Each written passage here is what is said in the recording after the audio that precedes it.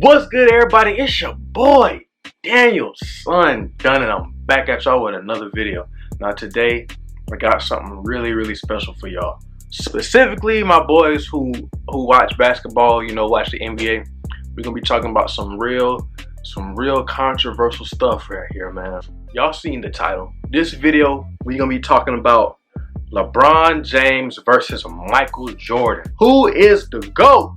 Before I start off the video, I want to say congratulations to the Los Angeles Lakers for winning the NBA championship. It was a real good playoffs, and I'm just looking forward to next year, you feel me? First, to start off the video, I'm gonna go ahead and say some things about Jordan. I'm gonna say some things about LeBron. I'm gonna just state some things, state their case for why they might be the GOAT. And then I'm gonna tell y'all who I think is the GOAT. Then I'm gonna present my full in-depth case as to why I think the person that I chose is the GOAT.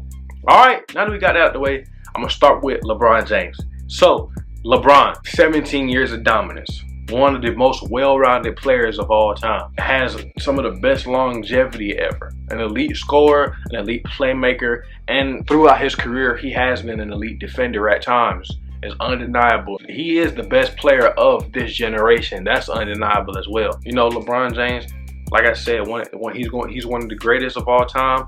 And once he retires, he will be regarded as one of the greatest, if not the greatest of all time, once it's all said and done. But now we're going to get into Michael Jordan, the best scorer of all time. Probably the first or second wing defender of all time. One of the most decorated players of all time when it comes to just straight up accolades. One of the most impactful players of all time, as in off the court, having one of the best selling shoes we've ever seen. An impact that's lasted almost 20 years after he retired for the final time. But now we're gonna get into this actual debate, alright? Before I say, I don't want all these keyboard warriors talking all this trash and stuff. Everything I'm about to say is stuff you can look up.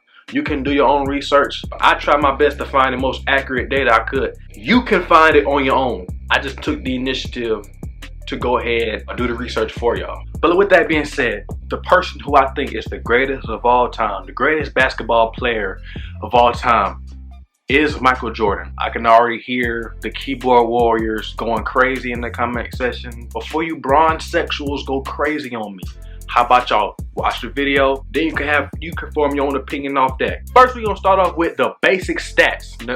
Points, rebounds, assists, steals, turnovers, field goal percentage, free throw percentage, or 3-point percentage. Michael Jordan, he leads LeBron James in points, steals. He has less turnovers, and he's a better free throw shooter, and they're tied in blocks. While LeBron James, he's a better rebounder, playmaker, and is more efficient from the field and from the 3-point line. And I'm gonna be honest with you, these basic stats, they might say that LeBron is way more well-rounded. We all know numbers don't lie, but it's always context that you got to put these things into, like rebounding, for example. LeBron James is going to average, what, 1 rebound more than Michael Jordan? He is a 6'9", 250-pound forward. Michael Jordan is a 6'6", 200-pound guard. Like, of course, there's going to be someone who gets more rebounds throughout their career. And then we see the playmaker. Now, I will say LeBron James is undoubtedly the better playmaker than Michael Jordan. But let's not act like Michael Jordan was some ball hog, because in actuality, I feel like Michael Jordan's playmaking ability really isn't talked about as much as I feel like it should be. Because if you look into his early years on the Bulls, where it's basically, he was the team, he was the system, he did everything similar to how LeBron James has done throughout his entire career.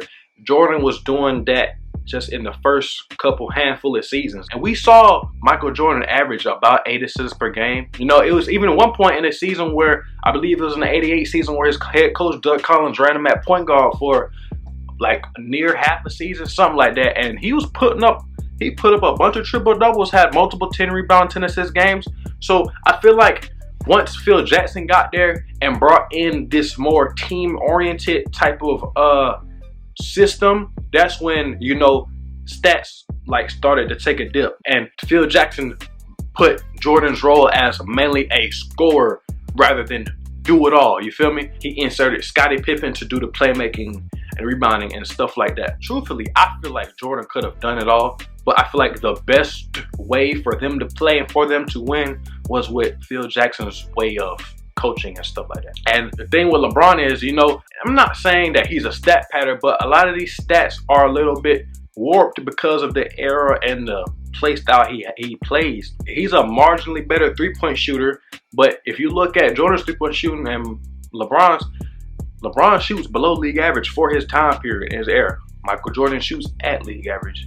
Now, it's not terrific, but you know, it puts things into better perspective, you know what I'm saying? And also, we all know that in this fast-paced era, all numbers are inflated. It's not just LeBron, it's every single person that plays in this era. So that's another thing. I feel like the numbers are a tad bit inflated than what they would usually be if he were to play at a slower pace. But that's not to mean that LeBron wouldn't average crazy stats. He's still averaging crazy stats either way. I'm just saying that they're just a tad bit inflated. These stats are kind of even, to be completely honest with you. It isn't like a crazy outlier that would lead you to lead one way.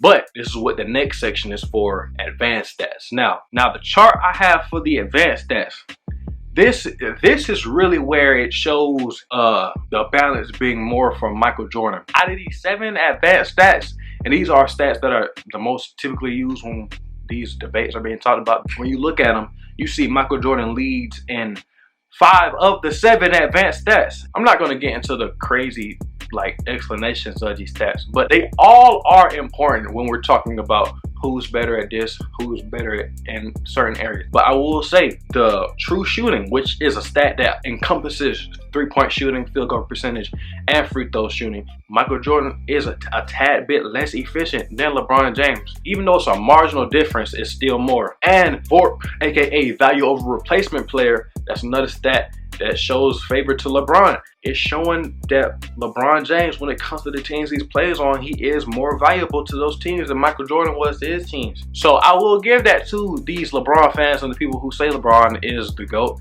He does have that aspect over Mike. But for Michael Jordan's side, he has a higher offensive rating, the lower defensive rating, a higher box plus minus, which is basically saying, are you a positive or a negative on the floor? And win shares per 48. And win shares is basically like a stat that determines like how much of a factor you were in leading your team to that win, and in PER. But now the next section we're gonna talk about is accolades. All right, so now this is the one that really just puts my argument over the top. I have more stuff to talk about, but I feel like this right here is the nail in the coffin. You got championships, league MVPs, finals MVPs, DPOY, All-NBA, All-Defense, scoring champs, assist champs, and steals champs. Out of those 9 accolade categories, Michael Jordan leads in 7. And this is why I say it really tips the boat. Michael Jordan has 6 rings to LeBron's 4, and this isn't even talking about the losses that LeBron has. Michael Jordan has more league MVPs, more finals MVPs. He has a Defensive Player of the Year award. He has 9-time All-Defense to LeBron's 6. He's got 10 scoring champs to LeBron's 1. He has 3 steals champs to LeBron's 0. Now look at LeBron's side. He has 16 All-NBA, which is really impressive, really incredible. It's a testament to his longevity, which is what I think the main argument for LeBron fans is possibly the best longevity of any player, any star player to ever play the game. And he has an assist champ that he got this year while playing for the Lakers. Now, what LeBron has done is incredible. His side is a Hall of Fame legendary career, obviously, but it's just like Michael Jordan existed. That's the only flaw LeBron James had, is that Michael Jordan existed. That's the only flaw that he has. But now I'm gonna try to debunk this myth that Michael Jordan played against scrubs, that he didn't play against elite teams. Like, that's a false narrative. If you look at the average record of a LeBron James and Michael Jordan opponent, on average, a Michael Jordan opponent was 61 wins, and on average, a LeBron James opponent was 63. If that's not both elite category teams, then I don't know what is. They both went up some pretty amazing teams in the finals. And, you know, I will give this to LeBron. He himself played on worse teams record-wise, but as we all know, we got to use context. We all know LeBron James coasts in the regular season so he can go 0-30 in the playoffs. This is a known fact. Michael Jordan has done it, but he hasn't done it anywhere as much as LeBron has. LeBron James coasting in the regular season honestly might be part of the reason why he doesn't have as many MVPs as some people think he should.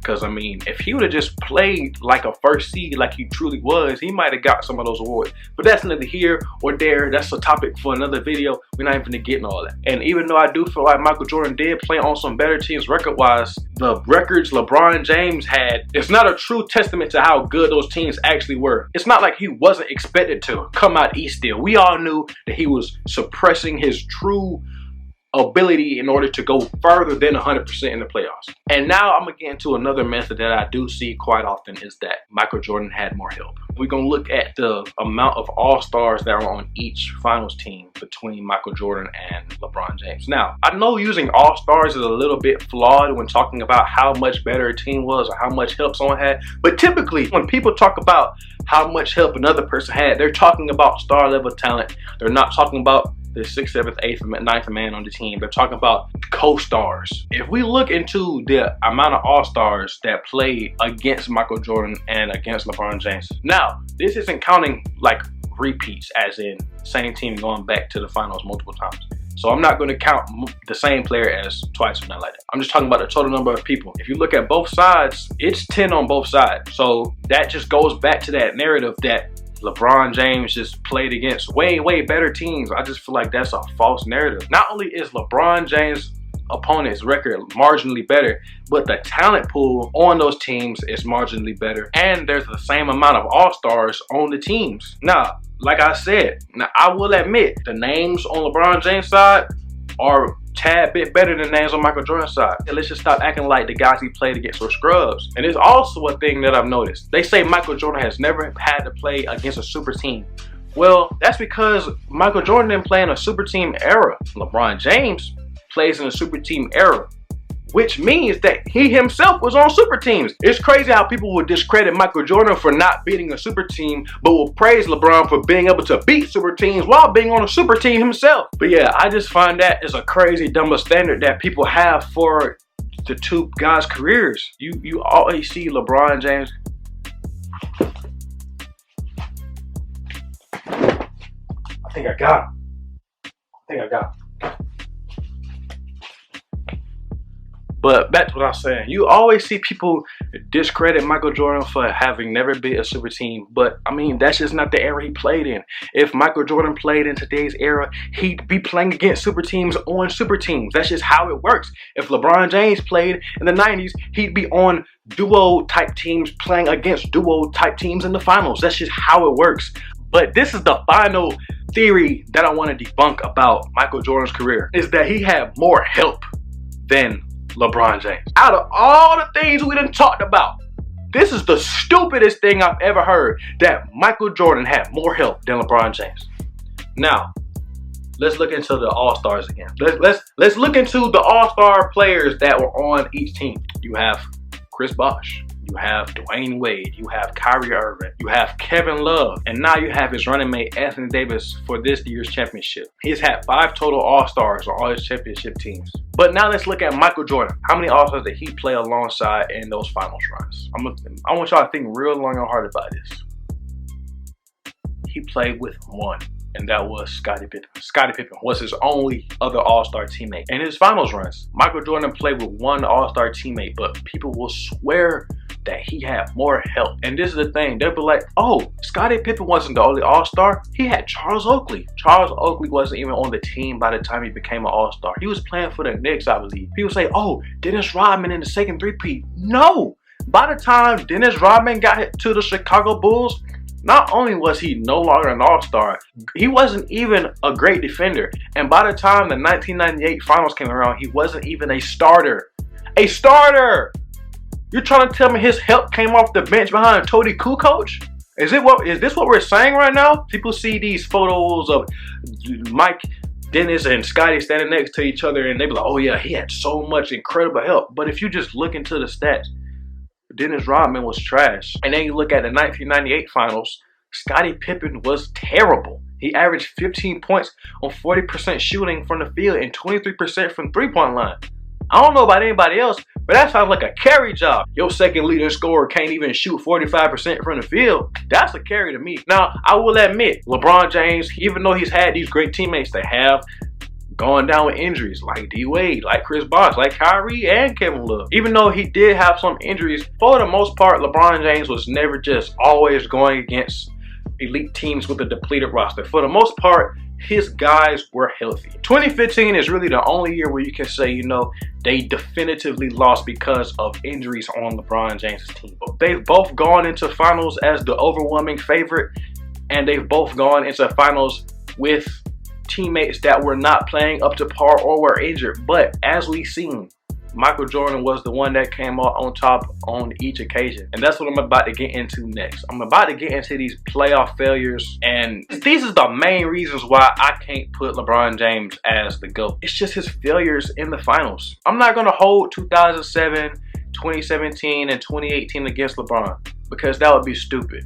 But if I can admit that it's stupid to hold 2017 and 2018 and 2007 against LeBron, these LeBron fans need to stop acting like Michael Jordan wasn't playing against all-time great teams in earlier rounds, like the Bad Boy Pistons, like the Boston Celtics. Let's stop acting like he just went out there and was evenly matched and just failed to show up and he needed Scottie Pippen. Because Scottie Pippen came in, what, 1987, and they still didn't make it to the finals until 1991. So that to me means that it was more than just needing Scottie Pippen. Yeah, Jordan has failures, but it's really unfair to hold the early 80s against Michael Jordan, just like it's unfair to hold 2007, 2017, and 2018 against LeBron. So I'm not even gonna really hold that against either one of them in this debate. But when we do look at what you can hold to LeBron's name, he has 2011. I think it's the biggest meltdown of a superstar in NBA history. There are some that have come along, specifically 2020 with these Clippers, Kawhi and Paul George. But to be completely honest, that doesn't hold a candle to what happened with LeBron James in the 2011 finals. I mean, Dallas was a great team, don't get me wrong, but at the beginning of the season, the only people that were saying that Dallas was going all the way was Dallas fans. There was nobody else in the NBA community saying that they were going all the way to the finals, let alone beating LeBron James. LeBron James went into the season promising, what, 8 championships. He threw a whole crazy party talking about all the championships he was going to win. Now, even though it's highly unrealistic that anybody would win 8 straight championships, it's just the fact that you went into the season knowing that you were the favorite to win it all that year, knowing that you had expectations to meet, and then not only for you to not meet expectations, but your teammate, who was arguably not as good as you, outplays you and pretty much carried you. I would go ahead and say D-Wade carried LeBron in that finals. You don't gotta win the finals to be carried. People will say that LeBron James carried that 2018 Cavs team, but they ain't win. So why can't the same thing be said about 2011? D-Wade carried that Heat team, and they still lost because of poor performances by LeBron James. I don't want to say nothing crazy. This right here coming off the top of the head. Didn't he have 8 points in one game? Come on now. That's a meltdown. He averaged what? Like 18 points, 6 assists, 7 rebounds, something like that. Those are good numbers when you're an overachieving role player. Those aren't good numbers when you're supposed to be, at the very least, 1B to D-Wade's 1A. At the very least. He really was the best on the team, but I'm going to lower the bar for him and say he was probably the 1B of that team. That's still unacceptable numbers for you to have in the finals. There's literally no excuse you can make for him. The only person who stopped LeBron James in that series was LeBron James. And then you seen Dirk Nowitzki. He played with the actual flu, not this fake hangover food poisoning that Michael Jordan had. Not that. He didn't have that. Dirk Nowitzki had a legitimate flu and was outplaying LeBron James in the NBA Finals. And then LeBron and D-Wade had the nerve to be in the tunnel coughing and playing like he wasn't really sick, like he was making excuses. That right there is the biggest flaw in his legacy, in my opinion. People try to downplay it all they want to, but the fact of the matter is LeBron James has that one legitimate loss on his record that will always be there. You can't do anything to make it seem not as bad as it was. It was a complete meltdown and just unacceptable for a superstar player. And now we get into 2014. Now, I'll admit, D-Wade and Chris Bosh had regressed a little bit, but they weren't 1998 Scottie Pippen bad in 2014. They were still viable players. They were still putting up decent numbers in that finals, and he just lost. He lost by the largest margin in NBA history, something that still hasn't been broke today. You would think he lost in 2018 to a larger margin. No, it was in 2014 when he was playing a team that's nowhere near as good as the 2017 and 2018 Warriors. Those are two legitimate stains on his record that, in my opinion, that's what really puts him out the conversation. And I don't want to come off as hating right now. That's just the truth. And the truth of the matter is, Michael Jordan does not have that in the finals. He doesn't have a series where you can be like, he just completely fell apart. He has had some bad games in the finals. But the thing is, at the end of the day, he still found a way to get the job done. There was only one perfect player, and that was Michael Jordan. I have so much respect for LeBron James. I'm not going to make his failures seem worse than what they were in order to lift up Michael Jordan.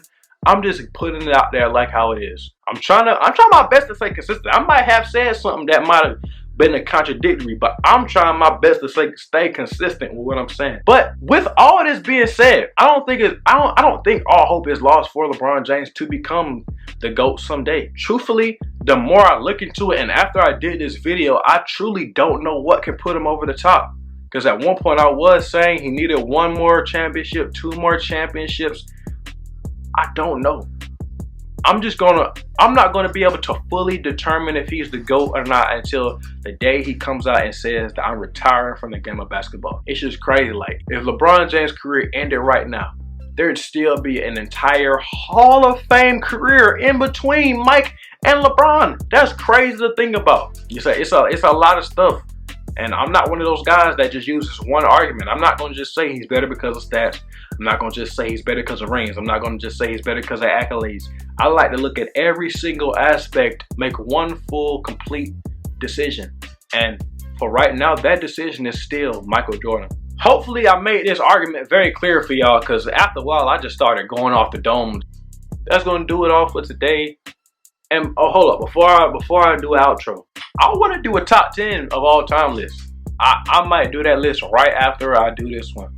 But that just depends on if y'all want it or not. If y'all don't want it, I'm not gonna do it. So comment down below if you want top 10 of all time. But yeah, I just want to thank everybody for all the support I've been getting the past couple weeks, past like couple months. You know, it's been real pleasing to see that, you know, people messing with my videos. And yeah, that's gonna be it for today. I'm gonna catch y'all in the next one. All right.